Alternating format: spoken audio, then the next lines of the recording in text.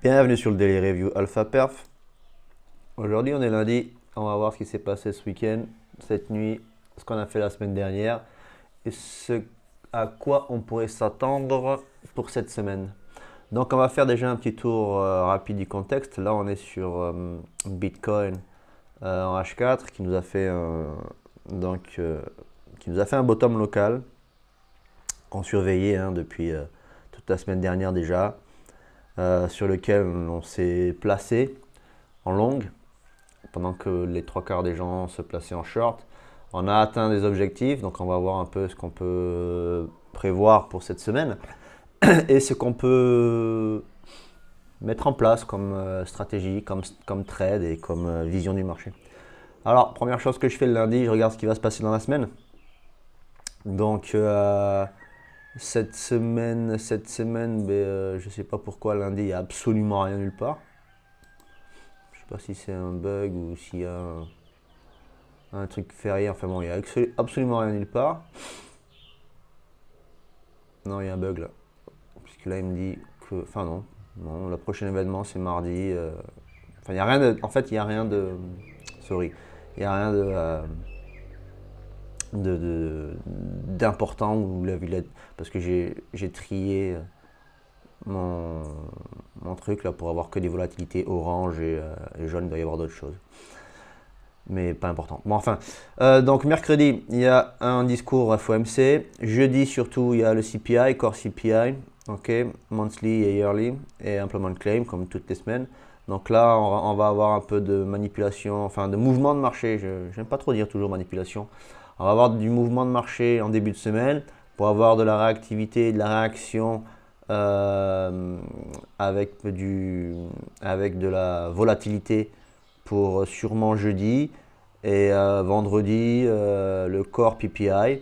Donc on a Core CPI et Core PPI. Donc jeudi, vendredi, on risque d'avoir de la volat. Donc préparez-vous à avoir des possibles mouvements de marché pour le début de semaine. Peut-être repartir à la baisse et au moment des annonces partir à la hausse ou l'inverse, hein, continuer bien la hausse pour dire à tout le monde on part et puis au moment des mouvements des annonces, on crache. Donc souvent c'est comme ça, enfin souvent, le marché réagit comme ça dans tous les cas. Ok. Donc faites attention, on a ces choses-là qui vont se passer cette semaine, gardez-le en tête. Semaine dernière, on a eu pas mal d'entrées sur les ETF, enfin pas mal, on a eu quelques entrées. Bon, j'ai entendu chez certains youtubeurs et médias sociaux que les ETF étaient négatifs. Moi, je sais pas les datas qu'ils ont. Moi, en tout cas, je suis positif, hein. Lundi, rentrée 632 millions. Mardi 90, mercredi 36, jeudi 21 et vendredi 13. Donc bon voilà, moi je suis positif. J'ai entendu dire les ETF vendent, mais pour vous dire, il y a même eu zéro vente, hein. J'ai aucun négatif. Voilà.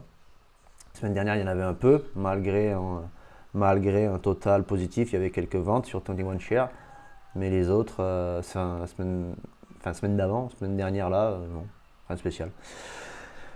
Donc voilà, les ETF intéressent. Donc il y a des entrées sur les instituts par rapport à leur clientèle, les fonds qui sont avec eux, ainsi de suite.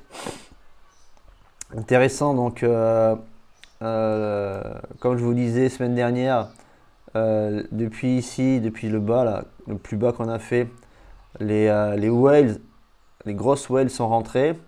Là, elles viennent de re-rentrer cette nuit. Alors, vu les horaires d'entrée, soit c'est de l'US, soit c'est de la Chine. Alors, je sais pas trop. Mais bon, en fait, on s'en fout un peu. En tout cas, les whales se réintéressent au marché, se réintéressent au prix. Alors attention, hein, est-ce qu'ils prennent pas des entrées là pour avoir des pumps court terme pour aller de suite TP? On va voir ça sur la charte du Bitcoin. Les whales, les micro whales, elles entrent depuis, on va dire depuis le 6 octobre. Donc c'est hier, hein. Dimanche, elles sont rentrées. Elles ont commencé à faire pump le prix. Bon là, je dirais que c'est Micro Whales et Whales qui ont vraiment fait ce pump de cette nuit là. Les retails, eux, ont acheté comme des malades et là, ils se mettent déjà à vendre. Donc, bon, ils ont acheté ici. Là, ils reprennent déjà bénéfice. À voir. Alors, chose intéressante, notre ami ETH commence à se réveiller. Enfin, du moins, l'intérêt sur ETH se réveille. On a les whales, les micro-whales qui achètent ce bottom-là. Donc, on va essayer d'aller voir tout ça sur la charte. Alors, on revient sur la charte Bitcoin. Donc là, je suis en H4. Je vais me mettre en H1. Voilà. Alors, qu'est-ce qui s'est passé? On avait de l'imbalance H4 qu'on est allé combler cette nuit. On a pumpé avant le week-end. Samedi, vous voyez, vendredi, on a commencé à pumper vendredi. Nous, on est rentré en position par ici, je crois. Donc là, moi j'ai pris bénéfice ici. Hein, j'ai cut mon long là ce matin, tôt. Je m'attends à re-rentrer, à retrouver une entrée longue par là, à voir maintenant comment va réagir le prix. Comme je vous ai dit, faites attention, il y a des annonces jeudi, vendredi. On va voir comment ça réagit début de semaine. Bon, là, on est clairement en H1. Hein. On est un petit peu en surachat sur le RSI. On laisse de l'imbalance haussière, donc ça c'est intéressant. Ça montre que la poussée est, enfin là, la bougie, je veux dire, est bien impulsive. Hein. Alors, vous allez me dire, bon là, on a comblé cette imbalance H4, on a comblé cette imbalance H1, donc cette imbalance n'existe plus. On a encore ça à aller chercher. Donc liquidité, plus ici on a un point d'intérêt. Je crois que c'était de l'imbalance H4, je pense. Ouais, il y a un petit bout d'imbalance H4. Et ici on a aussi de l'imbalance. Donc on peut aller chercher tout ça hein, sans aucun problème.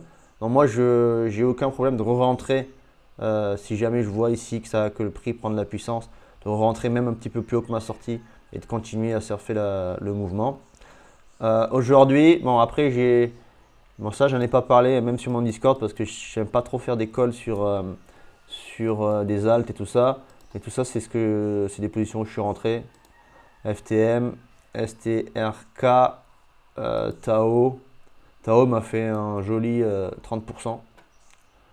Alors je suis encore dedans, je suis encore dans toutes ces positions là. Ah ouais, je suis à 28% sur Tao. 28% c'est sans levier, hein, c'est brut. Hein. Là je suis sur YGG. Lido je suis pas rentré. Et AAV aussi. AAV, j'ai une petite position dessus. Donc mais AAV j'attends qu'il aille chercher la zone au moins des 163, voire un peu plus haut en la liquidité. Enfin bon, ça c'est des alts. Si vous voulez en discuter, plutôt venez sur le Discord et j'en parlerai, mais je parle pas d'alt sur YouTube. Alors pourquoi j'ai fait la parenthèse? C'est pas pour vous montrer que je rentre des trades, ça je m'en fous. Hein. Ceux qui veulent voir si je trade, ils ont qu'à venir sur le Discord et discuter avec moi, ils vont vite comprendre. C'est juste pourquoi? Parce que moi ça m'intéresse par rapport à ça, la Bitcoin dominance et l'entrée qu'il y a eu sur ETH. Alors on voit que la Bitcoin dominance là a envie de redescendre et là on voit clairement que ETH a envie de poser un bottom et d'aller chercher peut-être des plus hauts face à Bitcoin. Alors il pourrait y avoir effectivement de l'intérêt sur les alts et ETH pour que ETH reprenne un peu du poil de la bête. C'est-à-dire que si ETH revient chercher ces 0,04, cette zone-là, il va y avoir une belle semaine sur les alts. Il va y avoir des beaux pumps à prendre, ça peut être assez intéressant. Parce que bon, regardez la charte ETH. Ça c'est ETH contre BTC. Hein. Voilà, bam, bam, bam. Là on a fait ce plus bas. On est revenu pile de retester. Là, pardon, excusez-moi. On cherche à repartir, à se retourner. Là, on veut le faire, on fait une petite poussée. On va voir comment ça réagit début de semaine. Aujourd'hui, surtout ouverture US. Et si on va chercher ces 0,04, ça peut être intéressant donc pour aller retrader, switcher de BTC à ETH et voir les alts un peu forts comme Sol, comme tous ces trucs là. Vous voyez, Sol aussi est reparti. J'avais pas de position dessus, mais voilà. Il y a 2-3 trucs qui vont repartir. BNB pourrait être intéressant. Dodge, alors c'est pas un truc que je conseille, mais c'est un bon indicateur de mouvement des alts. Bon, Dodge n'a pas pété, mais il pourrait aller faire des performances. Donc il peut y avoir des trucs sympas à voir sur les alts. Voilà pourquoi je vous ai montré mes alts en position. J'ai toujours un œil dessus quand même. Hein. Donc le dollar, je vais regarder le dollar. Le dollar donc, a fait son pump l'autre jour, là, il a laissé une bougie avec énormément d'imbalance. Ça, c'était au dernier chiffre, hein, vendredi. Donc, il a fait son pump. Ce week-end, évidemment, bon, ben, broutage. Là, il pourrait tout à fait corriger, revenir chercher ça, à voir s'il veut rester fort et partir à la hausse. S'il continue sa hausse, c'est mauvais temps pour Bitcoin. Donc, qu'est-ce qu'on peut prévoir sur Bitcoin? Dans ces cas-là, qu'est-ce qu'on va prévoir sur Bitcoin? Si vous regardez ma vidéo de, je pense, c'est vendredi, bon, ben, on est dans ce mouvement possible. Ok, et aller chercher un plus bas. Oh, pardon. Voilà, aller chercher des plus bas et aller chercher cette zone-là. Ok, donc ça fait quoi? Ça nous fait un remonte technique. Regardez, on est pile sur un retracement de 61,8. Bam, vous voyez, retracement de 61,8 de cette impulsion baissière. Retracement technique, 61,8, zone de rechargement, ça rentre en short. Bam, on va chercher ça. Alors là, on est exactement dans mon plan que je vous avais donné. Je cherchais un long pour aller chercher cette zone-là. Ici, j'allais voir la réaction du prix pour reprendre un short et aller voir si on va chercher un plus bas. Maintenant, on va voir le prix. Mon plan était de rentrer en short dans ces zones-là pour aller chercher donc au moins ce retour-là, voire un petit peu plus bas. Maintenant, on va voir le prix. On va voir la réaction aujourd'hui. On va voir la réaction. Voilà, déjà, vous voyez. Bon, on s'en fout, pardon, je dis ça, vous voyez. Là, on est juste en train de prendre des bénéfices. Les gens se lèvent le matin, ils prennent le bénéfice de ce qui s'est passé cette nuit et ce week-end. Ils sont bien contents. Bon, on a de l'imbalance là qui s'est créée. Cette imbalance, il va falloir qu'on la garde. Parce que ça, c'est une bougie impulsive avec des entrées instites dessus. Donc, ça veut dire que c'est une bougie qui donne de l'intérêt. Si on vient directement la corriger et qu'on bataille en bas et qu'on repart plus bas, là, c'est vraiment qu'on a fait ce rebond technique. On va chercher à se repositionner sur un mouvement de prix qui nous a fait ça. Si on vient faire ça, moi, je vais chercher un point ici, voir une prise de liquidité, une réintégration. Et là, je vais rentrer en short. Voilà ce que c'est le genre de setup que je peux chercher pour rentrer en short. Alors attention, je suis toujours bull, mais pour moi, on va voir la réaction du prix parce qu'on peut être bull à partir de là. C'est-à-dire que le prix peut faire ça, finir sa construction H4. Vous voyez, la construction H4, c'est celle que je vous ai mis tout à l'heure. Hein. C'est celle-ci. Tac, tac, tac. Et ici, je suis bull. Mais je suis toujours bull. Je suis toujours bull sur l'entièreté de ce mouvement-là, la sortie de ce range. On pourrait exactement aller faire ça. Regardez, prenez un peu de recul, mettez-vous dézoomé sur du H4 ou du daily. Regardez, bam, bam, bam, on est bien là, on est toujours bien là. On recharge comme des gros porcs et là on va chercher tout ça. Ou alors on peut front run les gens parce qu'il y a une petite bougie ici et aller chercher ça. On peut être dans cette construction-là. À vous de faire votre... voilà, on peut être dans cette construction-là, qui est très belle, qui est en train de se faire parfaitement. Hein. Bam, bam. Et on repart à la hausse. Ça veut dire que là, cette accélération, c'est le début. Mais il va falloir qu'on aille assez vite, breaker tout ça, chercher ce sommet pour repartir vers là. Si on vient se retourner ici, voir un petit peu plus haut et se retourner là, mauvais signe. On va chercher, on risque d'aller plus bas. Bon, en général, novembre est haussier. Est haussier. Pardon. Attends, octobre. C'est octobre. On est en octobre. Effectivement, novembre. Je passe un mois là. J'ai un mois d'avance. Octobre est haussier. C'est très souvent ça. C'est ce qu'attend le marché. Il ne faut pas oublier que le marché attendait septembre baissier. On a eu un septembre haussier sur BTC. Donc voilà. On a laissé ces liquidités ici. On a laissé ces liquidités là. On laisse celle-là. On peut ranger ici aussi tranquillement. À voir. Faites attention. Donc là, moi, ce que je préconise aujourd'hui, c'est rien. Je préconise de ne pas trader. L'accélération, c'est faite. Vous pouvez trader en intra, en scalp. L'accélération, c'est faite cette nuit. En plus, une accélération de fin de week-end. Donc, je m'en méfie totalement. Ah, je voulais voir avec vous ça. Voilà. Qu'est-ce qu'on a fait? Ben, le CME a break donc à la hausse avec tout le monde. Ça, c'est le gap. Voilà, ça, c'est le gap que le CME a laissé. Donc, il y a, pour vous dire, hein, c'est un gap inexistant. Il n'y a que dalle. Donc, on va rien aller combler ici. Mais il faut voir ce rebond hein, qui a été bien chargé sur le CME. Il faut voir si ça rebondit. Voilà, moi je vais bien suivre ça. Vous voyez, les whales se mettent déjà à vendre. C'est normal, hein, prise des bénéfices du matin, c'est tout à fait normal. On est lundi, il va falloir vraiment regarder le déroulement des heures de Londres et l'ouverture US, hein. Voilà. Donc, faites attention au prix. Vous voyez là, les imbalances commencent déjà à lâcher en 15 minutes. C'est pas plus mal, hein. Enfin, on les a prises, on est en train de déjà de la reprendre.